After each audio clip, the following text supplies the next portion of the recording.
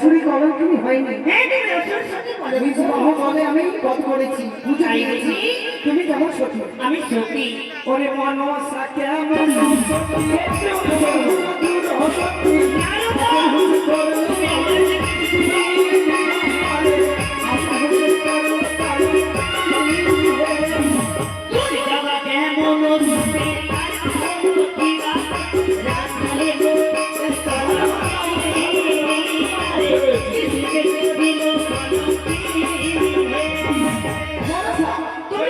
সতী রাধা রূপে কৃষ্ণের সঙ্গে করেছিলে কলঙ্ক, লজ্জা হয় না বেটি? কে বলে হ্যাঁ আমি প্রেম করেছিলাম?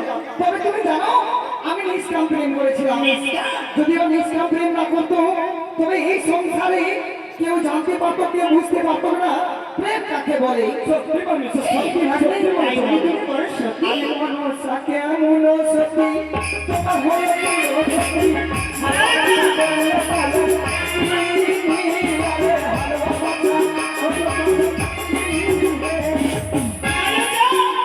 তুমি আমার পক্ষে কিন্তু দাদা তুমি আমার পক্ষে থাকবে, তোমার পক্ষে ভালো তুমি এসো এসো ও দাদা না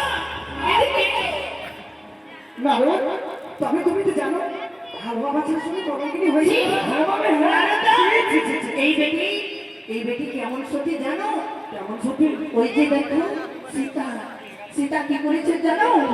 রাবণের সঙ্গে কলঙ্ক করেছিল, জানে না? ওই সীতা বা কেমন তারা হলো কি রাবণে করিল কলঙ্ক, রাবণে করিল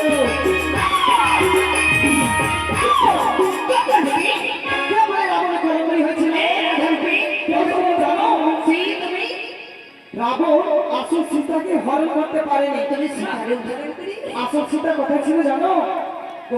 অগ্নিকুণ্ডে পাতালে ভদ্রাকালী হয়েছিল।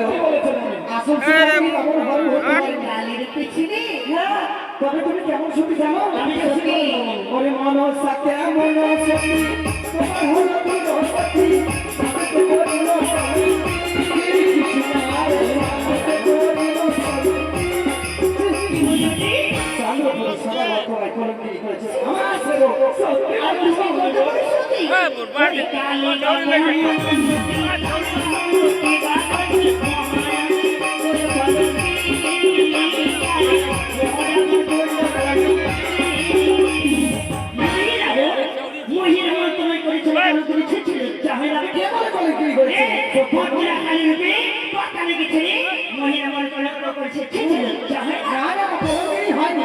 তবে তুমি কেমন সতী?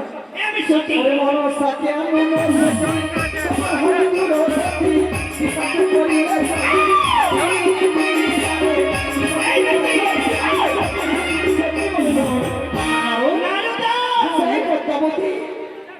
পদ্মাবতী যখন তার পিতা দেখেছিল তার রূপকে পাগল হয়ে গেছিল, তাকে বিয়ে করতে চাইছিল। জানে না পিতা পিতা পদ্মবনী আমার রূপ জয়গান দেখে পাগল হয়েছিল সত্যি, কিন্তু পিতা জানতো না এটা আমার মেয়ে।